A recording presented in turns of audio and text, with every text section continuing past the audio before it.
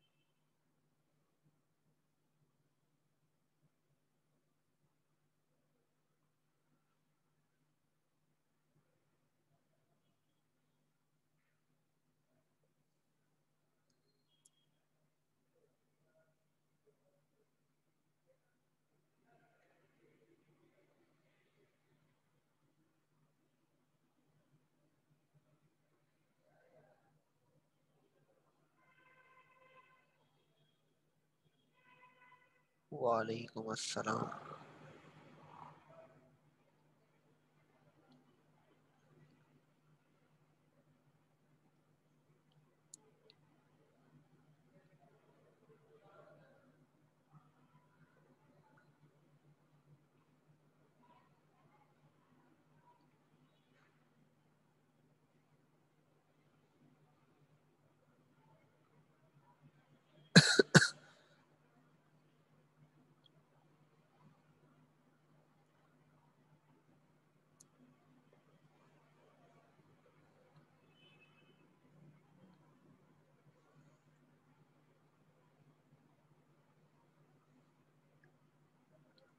वालेकुम अस्सलाम।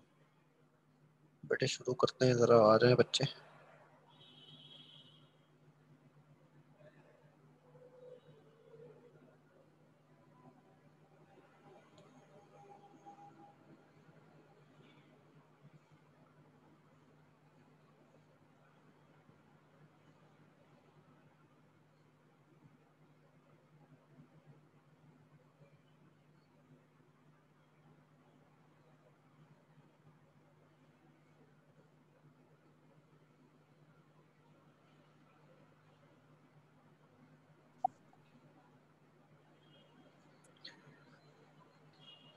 भाई ये हरी लाइन जिसने डाली है जरा वो मिटा दें।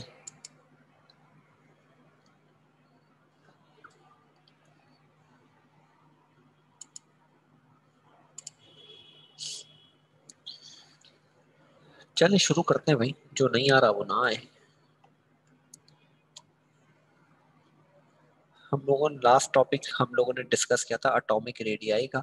और मैंने आप लोगों को बताया था कि एटॉमिक रेडियाई कहते हैं हम कि जिसमें हमारे पास दो एटम्स के दरमियान का डिस्टेंस हम मालूम करते हैं, उसे एटॉमिक रेडियाई कहते हैं। चलें आगे चलते हैं भाई, आगे की बात करें। तो अगला हमारा टॉपिक आयोनाइजेशन एनर्जी का था, या आयोनाइजेशन पोटेंशियल भी कहते हैं हम उसे। क्या मकसद था, क्या चीजें थी।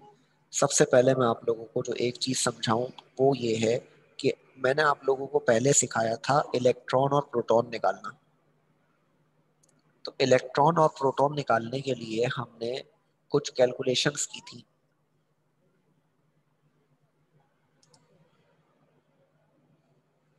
जैसे मेरे पास एक एलिमेंट है,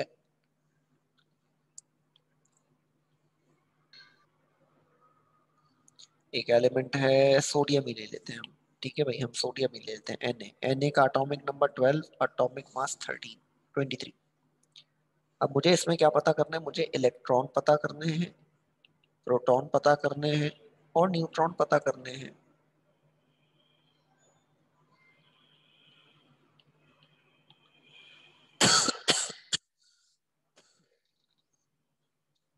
नहीं अब्दुल्ला, मैं समझा तुम सलाम करोगे और सलाम करके तुम माइक बंद कर दोगे, बट तुमने ना कुछ बोला और ना माइक बंद किया, तो फिर मैंने माइक बंद कर दिया।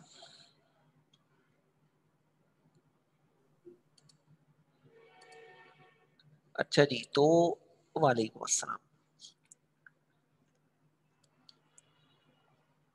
तो भाई सोडियम के हमारे पास एटॉमिक नंबर 11 और एटॉमिक मास 23। मैंने कहा था छोटा नंबर एटॉमिक नंबर होता है, बड़ा नंबर एटॉमिक मास होता है। एटॉमिक नंबर से हमें इलेक्ट्रॉन और प्रोटॉन पता चलते हैं, जबकि एटॉमिक मास से हमें न्यूट्रॉन और प्रोटॉन का सम पता चलता है। तो मैंने कहा था कि भाई ये जो 11 है, इसका मतलब यहाँ 11 इलेक्ट्रॉन है, 11 प्रोटॉन है और 23 माइनस 11 यानी 12 न्यूट्रॉन है। इलेक्ट्रॉन किससे पता चलेगा? छोटे नंबर से। प्रोटॉन किससे पता चलेगा भाई? छोटे नंबर से। और न्यूट्रॉन कैसे पता चलेगा? बड़ा नंबर माइनस छोटा नंबर, बड़ा नंबर माइनस छोटा नंबर। हमें प्रोटॉन पता, न्यूट्रॉन पता चल जाएंगे, बड़े में से छोटे को माइनस करेंगे तो न्यूट्रॉन पता चल रहे हैं। ये सारी बातें पढ़ाई थी मैंने, बट नहीं याद क्यों, खुद से पढ़ा नहीं। और पिछली क्लास जब हम ले रहे थे तो उसमें से माशाल्लाह ये एक एक करके सब गायब हो रहे थे। या तो किसी का यकीनन इंटरनेट का इशू होगा, या हो सकता है नहीं हो, दिल चाह रहा हो नहीं पढ़ने का, चलेगा।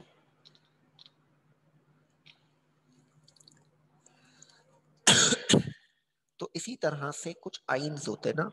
आइंस दो किस्म के होते हैं, देखो मैं जरा डिटेल में पढ़ा रहा हूँ ताकि बात याद आ जाए। आइंस दो किस्म के होते हैं, पॉजिटिव और नेगेटिव। पॉजिटिव आइन को हम लोग कहते हैं कैटाइन, नेगेटिव आइन को हम लोग कहते हैं एनाइन। कैटाइन पे हमेशा पॉजिटिव चार्ज और एनाइन हमेशा नेगेटिव चार्ज, यानी अगर किसी पर कोई पॉजिटिव चार्ज है इसका मतलब वो कैटाइन है, और अगर किसी पर कोई नेगेटिव चार्ज है तो इसका मतलब वो एनाइन है। पॉजिटिव चार्ज का मतलब होता है loss of electron, negative charge का मतलब होता है गेन ऑफ इलेक्ट्रॉन। यानी जो इलेक्ट्रॉन लेगा वो नेगेटिव, जो देगा वो पॉजिटिव। तो पॉजिटिव कौन है? पॉजिटिव जो इलेक्ट्रॉन क्या करेगा, देगा। और नेगेटिव कौन है? जो इलेक्ट्रॉन लेगा। तो पॉजिटिव कौन है? जो इलेक्ट्रॉन देगा। क्या क्या देगा? इलेक्ट्रॉन देगा। और नेगेटिव कौन होगा? जो इलेक्ट्रॉन लेगा। अब मैंने लिखा क्या? Na पे पॉजिटिव, मैंने लिखा Ca पे +2। अब मैंने कहा इसके पास 11 और 23 और ये 20 और 40। बताओ इलेक्ट्रॉन कितने होंगे, प्रोटॉन कितने होंगे, न्यूट्रॉन कितने होंगे। सेम इसके इलेक्ट्रॉन कितने होंगे, प्रोटॉन कितने होंगे और न्यूट्रॉन कितने होंगे।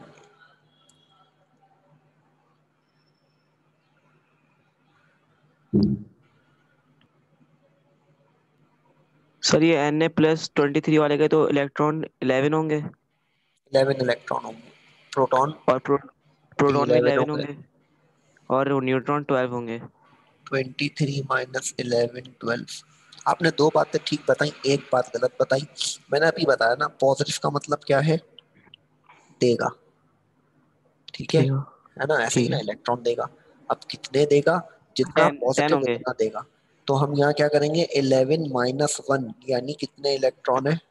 10 इलेक्ट्रॉन। 10। हमने 1 माइनस क्यों किया? क्योंकि उस पे +1 था। अगले वाले में देखो, कैल्शियम में, कैल्शियम में भाई। सर इसमें सर 18 होंगे। 20 - 1। सर 18 होंगे, सर 18। 20 - 2, 20 - 2। ठीक है, यहाँ क्या होगा? 20 - 2 यानी 18 होंगे। तो यकीनन समझ आ गई होगी बात। तो ये जो जी हम सर। इलेक्ट्रॉन यहाँ निकाल रहे हैं, तो ये इलेक्ट्रॉन निकालने से हो क्या रहा है? ये इलेक्ट्रॉन निकल कैसे रहे हैं? ये जो इन पे प्लस चार्ज आ रहा है, ये प्लस चार्ज कौन ला रहा है? ये प्लस चार्ज आ रहा है किस वजह से? आयोनाइजेशन एनर्जी या आयोनाइजेशन पोटेंशियल की वजह से। तो आयोनाइजेशन एनर्जी या आयोनाइजेशन पोटेंशियल कहते हैं कि अगर हम किसी एलिमेंट में से कोई इलेक्ट्रॉन निकालें तो वो इलेक्ट्रॉन को निकालने के लिए जो एनर्जी चाहिए उस एनर्जी को आयोनाइजेशन एनर्जी या आयोनाइजेशन पोटेंशियल कहते हैं। यानी अगर मुझे किसी पर पॉजिटिव चार्ज लाना है तो पॉजिटिव चार्ज लाने के लिए मुझे उसको एनर्जी देनी पड़ेगी ताकि वो इलेक्ट्रॉन को निकाल दे। ठीक है भाई, तो अब मैं डेफिनेशन लिख रहा हूं आयोनाइजेशन एनर्जी या आयोनाइजेशन पोटेंशियल की।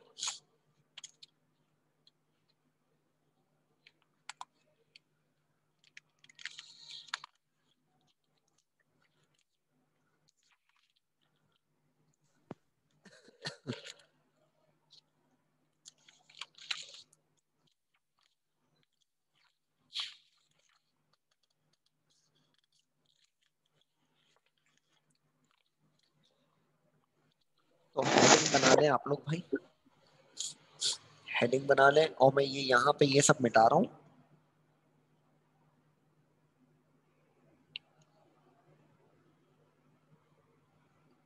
क्योंकि ये सारी बातें मैंने नीचे लिख दी हैं, तो इसीलिए मैं ये यहाँ से मिटा रहा हूँ।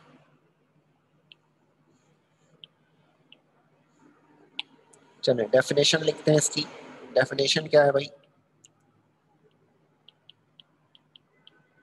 The minimum energy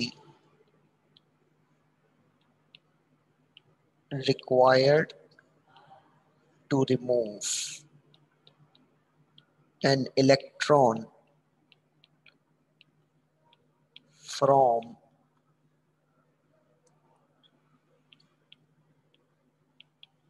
outermost shell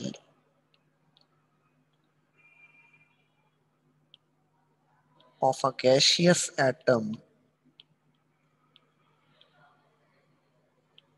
is called ionization energy or ionization potential। ठीक है, देखो कितनी आसान ना, कि कम से कम वो एनर्जी जो हम इलेक्ट्रॉन को निकालने के लिए देते हैं किसी आउटर मोस्ट शेल के, उसे हम आयोनाइजेशन एनर्जी या आयोनाइजेशन पोटेंशियल कहते हैं। इसकी बड़ी आम एग्जांपल मैं आपको दूं कि फॉर एग्जांपल क्लास में अब्दुल अहद बात कर रहा है। अब मैं चाहता हूं कि मैं अब्दुल अहद को क्लास से बाहर निकाल दूं, तो मुझे उसको पकड़ के निकालने के लिए एनर्जी चाहिए कि मैं उसका हाथ पकड़ूं और क्लास से बाहर ले जाऊं। ठीक है जी, तो वो जो एनर्जी चाहिए ना मुझे अब्दुल अहद को निकालने के लिए क्लास से बाहर, वो एनर्जी क्या हो गई? Ionisation energy. यानी अब आप समझ लें कि अब्दुल अहद एक इलेक्ट्रॉन है और मुझे उस इलेक्ट्रॉन को बाहर निकालना है, तो मैं उसको बाहर निकालने के लिए मुझे क्या चाहिए? एनर्जी। और वो एनर्जी क्या है? Ionisation energy. समझ आ गई भाई? Yes sir. अब इसका भी ट्रेंड होता है कि भाई कौन सी एनर्जी कब जो है वो हमारे पास कब ज्यादा होगी और कब कम होगी, जरा उस पर भी हम बात करते हैं अब। तो यूनिट की बात करते हैं। यूनिट हम ज्यादातर इसका किलो जूल पर मोल इस्तेमाल करते हैं। तो हेडिंग बना लें यूनिट की।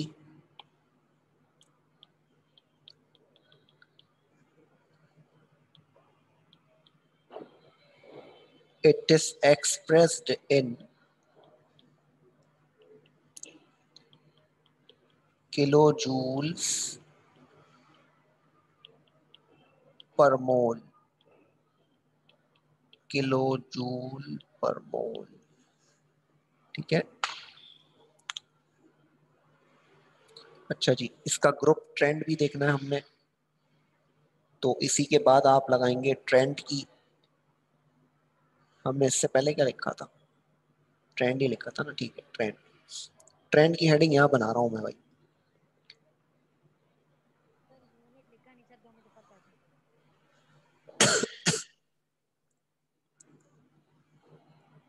ट्रेंड में पहला पॉइंट अकॉर्डिंग टू पीरियड है, फिर दूसरा पॉइंट अकॉर्डिंग टू ग्रुप है। तो पहले हम अकॉर्डिंग टू पीरियड बात करते हैं। आयोनाइजेशन एनर्जी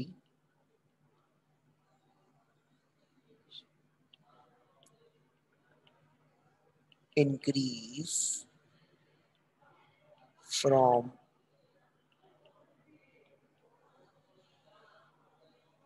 देख लो बेटे ये रहा।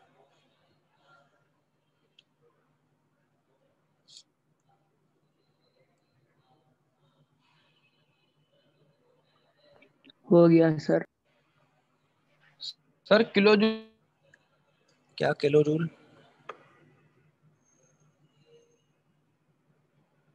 भाई जूल बोल भी दो। अब भाई तू सर लिख किलो के जूल का भेज। यूनिट केजी है ना। केजी नहीं है, केजे।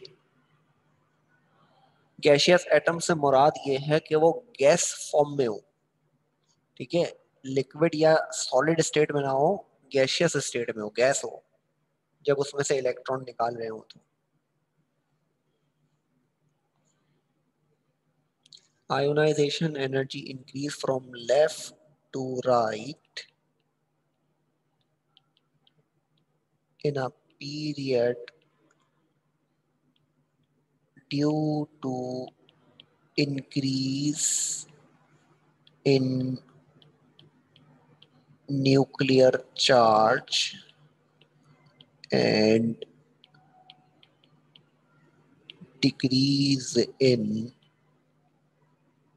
atomic size.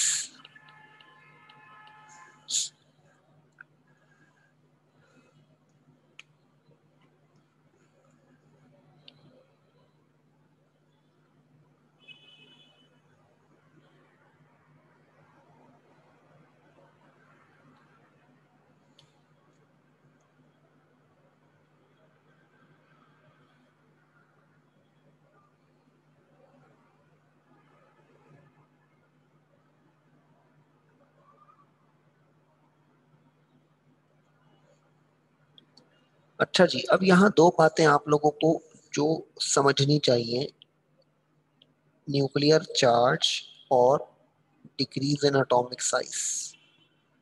ठीक है, ये दो बातें अभी समझनी पड़ेगी। इन दोनों बातों को पहले एक काम करो, दोनों पॉइंट्स लिख लो, फिर समझाता हूँ।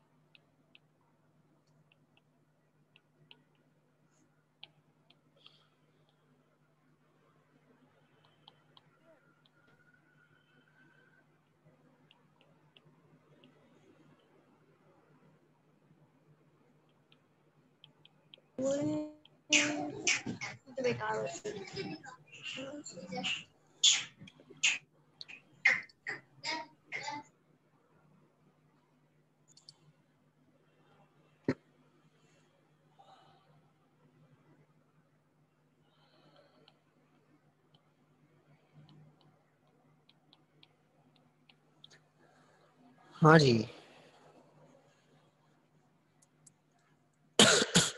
भाई, थोड़ा इंटरनेट अनस्टेबल हो गया है, जिसकी वजह से शायद जो है वो स्क्रीन शेयर नहीं हो रही होगी या अटकी भी होगी।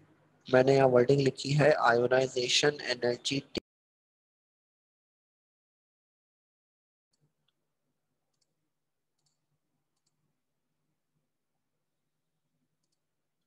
भाई वापस आ गया हूँ मैं, इंटरनेट की वजह से ये हुआ है भाई। स्क्रीन शेयर कर रहा हूँ मैं, 2 मिनट रुको।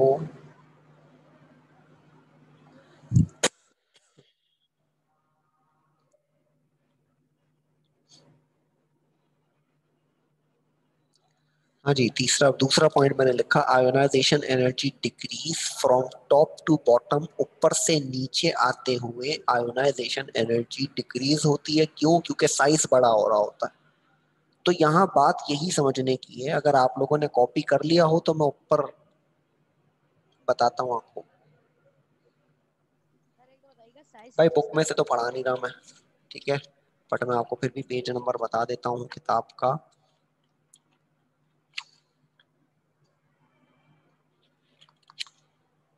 पेज नंबर 71 है उस्मान साहब, 71।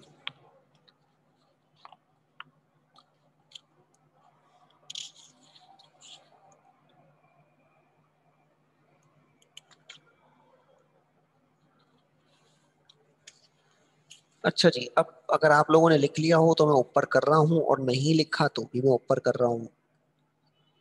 मैंने ये आप लोगों को दिखाया था ना, तो जरा देखें इसमें एक पार्ट को देखते हैं। अगर हम देखते हैं, सिर्फ मैं इस हिस्से को देखूं अगर सिर्फ पहले, तो देखो ना ऊपर से नीचे साइज इंक्रीज हो रहा है। साइज जितना इंक्रीज होगा आयोनाइजेशन एनर्जी की वैल्यू उतनी कम होगी। यानी size is inversely proportional. Size बढ़ेगा, एनर्जी कम चाहिए होगी। जितना दूर होगा इलेक्ट्रॉन न्यूक्लियस से, उतनी कम एनर्जी चाहिए उसको निकालने के लिए। दोबारा रिपीट कर रहा हूं मैं बात, कि जितना दूर होगा इलेक्ट्रॉन कहां से, न्यूक्लियस से, जितना दूर होगा इलेक्ट्रॉन कहां से, न्यूक्लियस से, उतनी कम एनर्जी चाहिए हमें उसको निकालने के लिए। ठीक है, यानी ये तो उतनी आसान बात हो गई। फॉर एग्जाम्पल कि अगर अब्दुल अहाद शरीफ है और मैं कह रहा हूँ बेटा कठोर क्लास से चले जाओ, तो वो चुपचाप चला गया, यानी मुझे एनर्जी नहीं देनी पड़ी। और अगर अब्दुल अहाद जो है वो शरीफ नहीं होता, बोलता नहीं जा रहा मैं, तो मुझे उसको पकड़ के निकालना पड़ता, तो मुझे एनर्जी देनी पड़ती। अब्दुल अहाद सॉरी, सिर्फ तुम्हें इस्तेमाल कर रहा हूँ मैं। तो एनर्जी का मकसद क्या है, साइज के बड़े होने पर है। जितना ज्यादा साइज होगा उतनी कम एनर्जी चाहिए इलेक्ट्रॉन को निकालने के लिए। क्यों चाहिए? क्योंकि इलेक्ट्रॉन का न्यूक्लियस से अट्रैक्शन कम हो गया। जब इलेक्ट्रॉन का न्यूक्लियस से अट्रैक्शन कम हो गया तो इसका मतलब एनर्जी कम चाहिए। जितनी ज्यादा अट्रैक्शन होगी उतना ज्यादा हमें एनर्जी चाहिए। जैसे जैसे इसकी बात करते हैं हम, यहाँ देख रहे हो, ये एफ को देख रहे हो। अब यहां से जब हम यहाँ आ रहे हैं तो एफ का साइज कितना हो गया, छोटा हो गया। अब एफ का साइज छोटा हो गया तो इसका मतलब ये हुआ कि इस एफ में इलेक्ट्रॉन न्यूक्लियस से करीब होंगे, इलेक्ट्रॉन न्यूक्लियस से करीब होंगे। तो जब इलेक्ट्रॉन न्यूक्लियस से करीब होंगे तो इनको निकालने के लिए मुझे एनर्जी ज्यादा चाहिए। इनको निकालने के लिए मुझे एनर्जी ज्यादा चाहिए, यानी जितना छोटा साइज उतनी ज्यादा एनर्जी, जितना बड़ा साइज उतनी कम एनर्जी। तो ये बात मैं लिख देता हूँ ना यहाँ पर, यहाँ हम उर्दू में लिख लेते ना बात को, तो हम यहाँ पॉइंट बना लेते ना अपने पास के। सर स्क्रीन बहुत लैग, इट्स स्क्रीन क्या बेटा? स्क्रीन थोड़ी सी लैग हो रही है।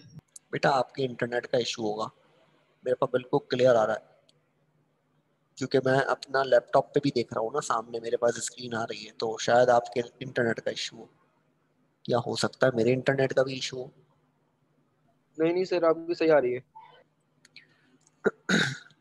तो मैं क्या लिखवा रहा था पॉइंट, जितना छोटा साइज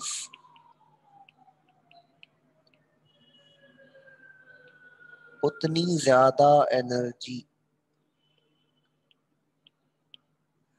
सर ठीक है आप पेपर में भी पॉइंट लिखेंगे? अबे नहीं ना, ये तो मैं याद कराने के लिए बता रहा हूँ तुम लोगों को ये 2 पॉइंट लिखने हैं जो मैंने ऊपर लिख दिए। ये आपके जहन में बिठाने के लिए लिख रहा हूँ। तुम पेपर में नहीं लिख कर आ जाना जितना छोटा साइज उतनी ज्यादा एनर्जी। वहां इंग्लिश में लिख के आ जाना भाई, smaller the size higher the energy. या आप कह लें कि जितना बड़ा साइज उतनी कम एनर्जी। ठीक है भाई, तो जितना बड़ा साइज होगा उतनी कम एनर्जी चाहिए होगी। तो इसीलिए हमारा left to right periodic table में, लेफ्ट टू राइट इधर पीरियोडिक टेबल में इधर से इधर जाते हुए आयोनाइजेशन एनर्जी बढ़ रही है और ऊपर से नीचे आते हुए कम हो रही है। यही बात मैंने आपको लिखवाई है, पढ़ लें। ionization energy increase from left to right in the period due to increase in nuclear charge and decrease in atomic size. Size छोटा हो रहा है, एनर्जी ज्यादा हो रही है। ठीक है, देख लो मैंने लिखा है decrease in atomic size, ionisation increase. और यहां पे देख लो कि ionisation decrease as increase in atomic size.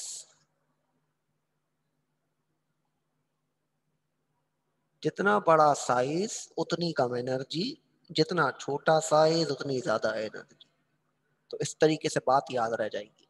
रही बात न्यूक्लियर चार्ज की, न्यूक्लियर चार्ज का मतलब के ऊपर पॉजिटिव चार्ज कितना है। ठीक है, अब जैसे मैं यहाँ पर 3 आइंस लिखता हूँ आपके लिए, आप मुझे बताइएगा कि किसकी ज्यादा आयोनाइजेशन एनर्जी होनी चाहिए। मैंने एक आइन लिखा Na+, मैंने एक लिखा Mg2+, और मैंने लिखा Al+3। इन तीनों में आपके हिसाब से आयोनाइजेशन एनर्जी किसकी ज्यादा होगी? सर +2 +3 वाले की। क्यों क्यों ज्यादा है भाई प्लस 3 वाले की? क्यों? चार्ज सर ज्यादा है। सर उसका नंबर ज्यादा है। उसका नंबर ज्यादा है, बिल्कुल एग्जैक्टली उसका नंबर ज्यादा है, यानी +3 वाले का न्यूक्लियर चार्ज ज्यादा है। क्या ज्यादा है भाई? न्यूक्लियर चार्ज ज्यादा है। Na का न्यूक्लियर चार्ज कम है, तो यानी जिस पर प्लस चार्ज ज्यादा होगा उसकी आयोनाइजेशन एनर्जी भी ज्यादा होगी। जिसका प्लस चार्ज ज्यादा होगा उसकी आयोनाइजेशन एनर्जी भी क्या होगी? ज्यादा होगी। ठीक है, तो इसीलिए यहाँ पे ये देखो लिखी हुई है बात कि न्यूक्लियर चार्ज क्या होगा? इंक्रीज इन न्यूक्लियर चार्ज होगा तो आयोनाइजेशन एनर्जी भी क्या होगी भाई? इंक्रीज होगी। ये एग्जाम्पल होगा इन 3 में कि इन 3 में सबसे ज्यादा आयोनाइजेशन एनर्जी इसकी ज्यादा होगी। ठीक है, तो जितना ज्यादा चार्ज उतनी ज्यादा आयोनाइजेशन एनर्जी। यकीनन आपकी बात को क्लियर किया होगा मैंने, जो मसले मसाइल आपको पेश आते होंगे वो बात अब क्लियर हो गई होगी।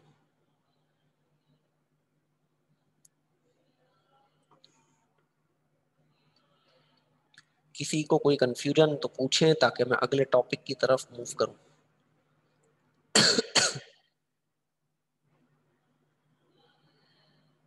No sir. सर करें मूव करें सर, नया टॉपिक ओके है। भाई, अगला टॉपिक है हमारा इलेक्ट्रॉन एफिनिटी।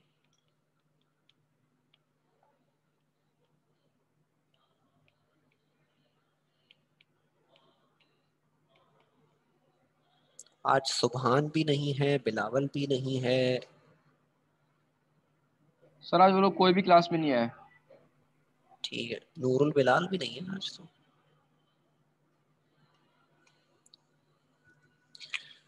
अच्छा जी, इलेक्ट्रॉन एफिनिटी पता है क्या है? इलेक्ट्रॉन, ये आयोनाइजेशन एनर्जी का उल्टा है।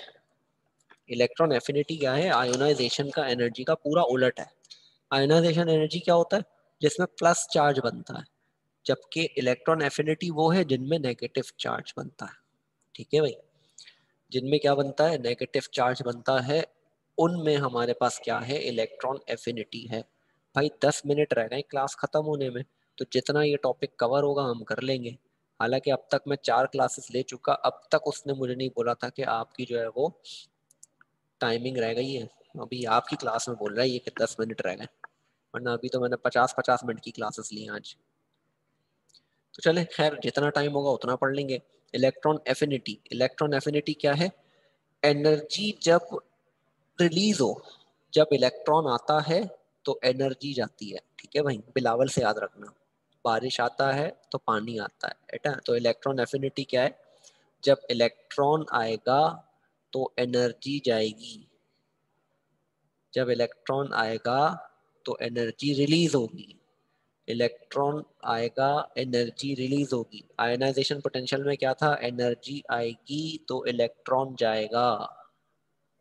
इलेक्ट्रॉन एफिनिटी क्या है? कि इलेक्ट्रॉन आएगा तो एनर्जी जाएगी। तो इलेक्ट्रॉन एफिनिटी को हम डिफाइन कैसे करेंगे? मैं जरा सर ये डेफिनेशन भी लिखता पॉइंट हूँ। लिखवा दें सर। हाँ मैं लिखवाता हूँ ना बेटा, पहले डेफिनेशन तो लिखवा दो। डेफिनेशन लिखो भाई, the energy released,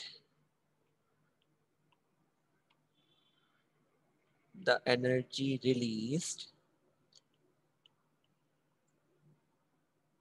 when an electron is gained by an atom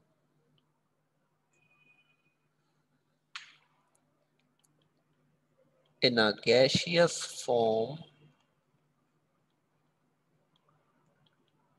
is called electron affinity।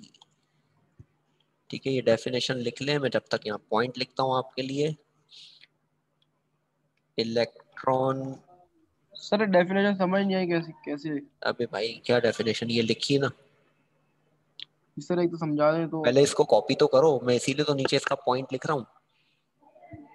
Sir आप रिकॉर्डेड लेक्चर भेजेंगे सर, उसमें से करेंगे कॉपी। अच्छा, उसमें से करोगे कॉपी, तो मैं जब तक पॉइंट लिख लूँ दूसरा, ताकि बात समझ में आ जाए, फिर मैं आपको ये बात समझाता भी हूँ। फाद भाई कैमरा कहाँ ऑन कर दिया तुम्हें, हमें तुम्हें नहीं देखना। इलेक्ट्रॉन आएगा तो एनर्जी जाएगी, ठीक है भाई, ये बात याद रखना है आप में। अब जरा एक डेफिनेशन को समझें। डेफिनेशन क्या है भाई, कि अगर किसी एटम में एक इलेक्ट्रॉन आ रहा है तो उस इलेक्ट्रॉन के आने से कुछ एनर्जी निकल रही है, ठीक है जी। अगर कोई इलेक्ट्रॉन आ रहा है तो उसमें से एनर्जी निकल रही है, यानी जब तक, इसको ऐसे समझ लें कि भाई एक कमरा है, इस कमरे में भाई इतनी चीजें आ सकती थी, अब अगर एक और चीज आएगी तो एक को जाना पड़ेगा। इसी तरह से अगर हमारे पास इलेक्ट्रॉन ऐड होता है किसी के अंदर, या कोई एटम इलेक्ट्रॉन गेन करता है, गेन का मतलब आना, तो अगर कोई इलेक्ट्रॉन गेन करेगा तो इस सूरत में एनर्जी रिलीज होगी। इसकी आम एग्जांपल ऐसे हो गई कि भाई मुझे अगर कोई चीज खरीदनी है तो मुझे पैसे देने पड़ेंगे, ठीक है भाई। जैसे फॉर एग्जांपल मैं गया, मुझे जो है वो क्या लेना था, चले सब्जी। सब्जी लेनी थी, चलो सब्जी ले लेते हैं। अब मैंने सब्जी लेनी है तो सब्जी वाले से अगर मुझे आलू लेने हैं तो मैं पैसे दूंगा तो आलू देगा ना, यानी मेरी जेब से कुछ निकलेगा तो ही तो मुझे आलू मिलेंगे।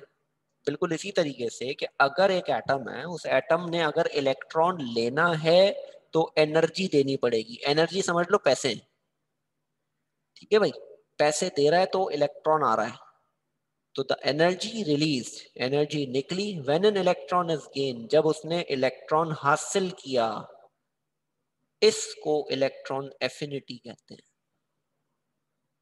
अब मुझे जरा एक बात बताओ, गेन किया तो इसका मतलब चार्ज क्या आएगा, पॉजिटिव के negative? Sir positive. Sir positive आएगा। बेटा ऊपर इलेक्ट्रॉन आयनाइजेशन एनर्जी में भी पॉजिटिव था, तो यहाँ भी पॉजिटिव होगा क्या? मैंने यहाँ पे बात लिखवाई थी, जरा देखो। आइंस दो किस्म के होते हैं, पॉजिटिव और नेगेटिव, है ना। कैटाइन यानी लॉस ऑफ इलेक्ट्रॉन, एनाइन यानी गेन ऑफ इलेक्ट्रॉन। अब बताओ क्या होगा? Sir sir negative minus. होगा। नेगेटिव होगा, नेगेटिव। ठीक है जी। तो नेगेटिव होगा। इलेक्ट्रॉन एफिनिटी में क्या होगा, नेगेटिव होगा। जैसे Cl पर नेगेटिव चार्ज होता है, अब Cl पर नेगेटिव चार्ज है तो इस नेगेटिव चार्ज का मतलब ये है कि ये इसने इलेक्ट्रॉन क्या किया है, हासिल किया है। हासिल मतलब इसने क्या किया है, गेन किया है। गेन अब किए। एक नेगेटिव है तो इसका मतलब ये हुआ कि एक इलेक्ट्रॉन गेन किया है।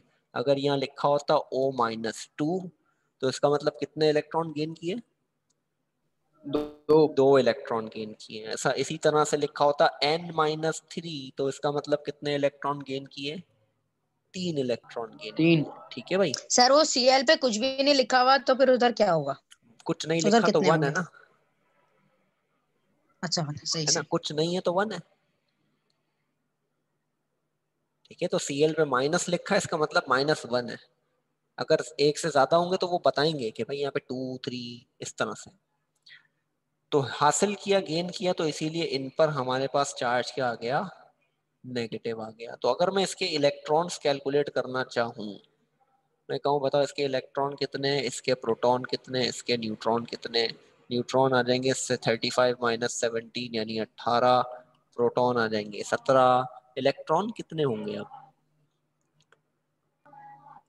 सर इलेक्ट्रॉन हाँ, इलेक्ट्रॉन। सर इलेक्ट्रॉन 18 17 होंगे। सर 17 17 प्लस 1, ठीक है भाई 18 होंगे। 17 प्लस 1, प्लस क्यों किया? क्योंकि गेन कर रहा है ना, गेन कर रहा है तो प्लस किया। कितना गेन कर रहा है? ये माइनस वाला गेन कर रहा है। यानी आप इसको ऐसे याद रख सकते हो कि माइनस है तो प्लस, प्लस है तो माइनस, तो एक ज्यादा होगा यानी 18 इलेक्ट्रॉन है। तो इलेक्ट्रॉन एफिनिटी इसे कहते हैं, ठीक है भाई। इलेक्ट्रॉन एफिनिटी का यूनिट भी क्या है भाई? इलेक्ट्रॉन एफिनिटी का यूनिट भी है किलो जूल पर मोल।